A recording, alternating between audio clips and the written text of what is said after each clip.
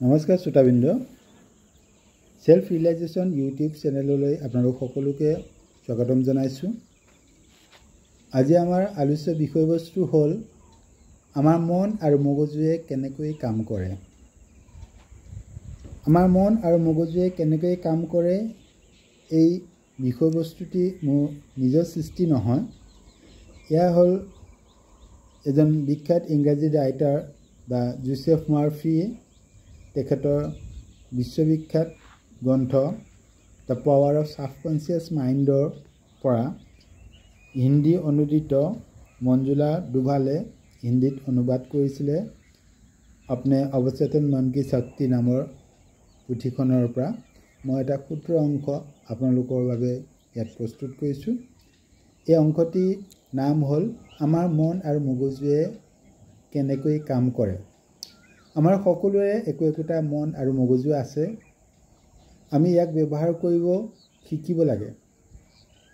সাধাৰণতে আমাৰ জীৱনত আমি সন্মুখীন হোৱা অসংখ্য সমস্যাৰ মূল কাৰণেই হ'ল আমি আমাৰ মন আৰু মগজুক সঠিকভাৱে ব্যৱহাৰ কৰাত ব্যৰ্থ হোৱাটোৱে। আমাৰ মগজুৰ দুটা দিশ আছে। এই সম্পৰ্কে আপোনালোকে আগৰ ভিডিঅ'সমূহতো পাইছে নিশ্চয়। আমাৰ মগজু বা মনৰ দুটা দিশ আছে। এটা হ'ল সচেতন মন বা যুক্তিবাদী মন আৰু আনটো হ'ল অৱচেতন মন বা যুক্তিহীন মন। আমাৰ সচেতন মনটোৱে চিন্তা কৰে, বিবেচনা কৰে, যুক্তি দৰ্শায়, সিদ্ধান্ত গ্ৰহণ কৰে আৰু সেই অনুপাতে আমাৰ সেই চিন্তা ধাৰণাসমূহ অভ্যাসলৈ ৰূপান্তৰিত হয় বা সেই অভ্যাস বা অবিৰত ধাৰণা আমাৰ অৱচেতন মনত সঞ্চিত হয় বা থিতাপি লয় আৰু আমাৰ চিন্তা বা মনোভাৱৰ স্বভাৱ অনুসৰি কাৰ্যসৃষ্টি বা ফলাফল প্ৰদান কৰে। আমাৰ আৱেগযুক্ত সৃষ্টিশীল আৰু চিন্তাশীল মনৰ আশ্ৰয়স্থল হ'ল আমাৰ অৱচেতন মন। আমি আমাৰ চেতন মনৰ দ্বাৰা যি বীজ অৱচেতন মনৰ পথাৰত ৰোপণ কৰিছোঁ বা অৱচেতন মনে সেই বীজ অংকুৰিত কৰি তাৰ ফল আমাক প্ৰদান কৰিব। অৰ্থাৎ ভাল বুলি ভাবিলে ভাল হ'ব আৰু বেয়া বুলি ভাবিলে বেয়া হ'ব। আমাৰ মগজুৱে এনেদৰে কাম কৰে। আমি মনত ৰাখিবলগীয়া মূল কথাটো হ'ল যে এবাৰ আমি আমাৰ অৱচেতন মনটোক যি ধাৰণা বা চিন্তা বা মনোভাৱ সঞ্চিত কৰোঁ বা ৰোপণ কৰোঁ বা প্ৰেৰণ কৰোঁ তাৰ লগতে আমি সঞ্চিত কৰা বা অৱচেতন মনত থিতাপি লোৱাৰ পাছতে অৱচেতন মনটোৱে সেই ধাৰণা গ্ৰহণ কৰে আৰু সেই ধাৰণা কাৰ্যকৰীকৰণৰ বাবে কাম আৰম্ভ কৰে। অৰ্থাৎ সেই ধাৰণাটো অৱচেতন মনটোৱে কাৰ্যত ৰূপায়িত কৰিবৰ কাৰণে কাম আৰম্ভ কৰে। এইখিনিতে এটা আমোদজনক তথা গভীৰ সত্য কথা এইটোৱে যে আমাৰ অৱচেতন মন সম্পূৰ্ণ বস্তুনিষ্ঠ। অৰ্থাৎ ই এক যন্ত্ৰৰ দৰে।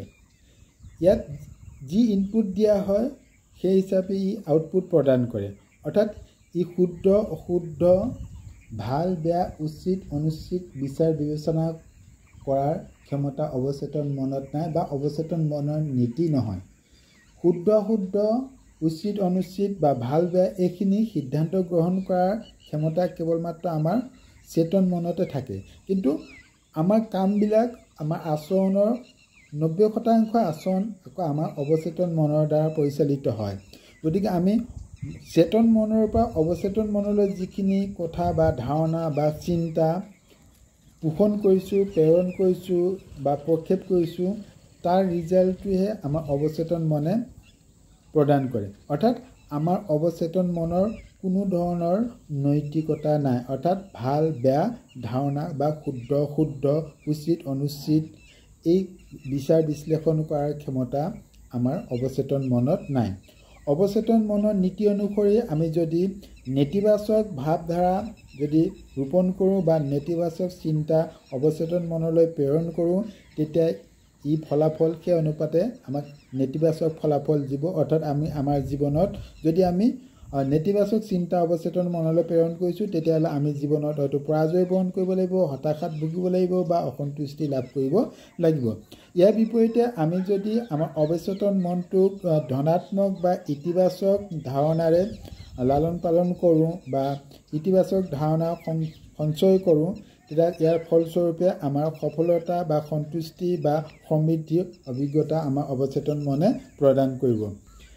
আমি মানসিকভাৱে যি কামনা আৰু চিন্তা কৰোঁ, আমাৰ অৱচেতন মনটোৱে তাক গ্ৰহণ কৰি তাক বাস্তৱ ৰূপ প্ৰদান কৰে। গতিকে ইয়াৰ মূল কথাটো হ'ল আমি সদায় আমাৰ অৱচেতন মনটোক আমাৰ জীৱনৰ বাবে প্ৰয়োজনীয় বা উপকাৰী ধাৰণাহে তালৈ প্ৰেৰণ কৰিব লাগে আৰু অপ্ৰয়োজনীয় বা নেতিবাচক ধাৰণা আমাৰ অৱচেতন মনলৈ প্ৰেৰণ কৰিব নালাগে।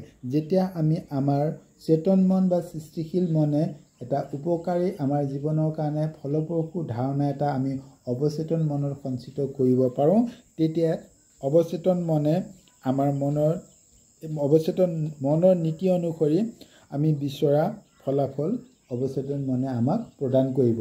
বিষয়বস্তুবিলাক যদিও কাৰ্যক্ষেত্ৰত সকলো ব্যক্তিয়ে ইয়াক গ্ৰহণ কৰা বা কাৰ্যকৰী কৰাৰ ক্ষেত্ৰত যথেষ্ট জটিলতা আছে, তথাপিতো মই ভাবোঁ হয়তো লাখৰ ভিতৰত এজন ব্যক্তিয়ে হ'লেও এই বিষয়বস্তুটো হৃদয়ংগম কৰিব আৰু যদি কৰে বা বাস্তৱ জীৱনত তাক যদি প্ৰয়োগ কৰা হয়, তেতিয়াহ'লে দেখিব যে আমাৰ অৱচেতন মনৰ ভিতৰত কিমান অফুৰন্ত শক্তি, অৰ্থাৎ ক'বলৈ গ'লে গোটেই বিশ্ব ব্ৰহ্মাণ্ডৰ শক্তি ক'বলৈ গ'লে আমাৰ মনৰ ভিতৰতে আছে। শক্তি আমাৰ মনৰ ভিতৰতে আছে, কিন্তু আমি শক্তি বাহিৰত বিচাৰি ফুৰোঁ।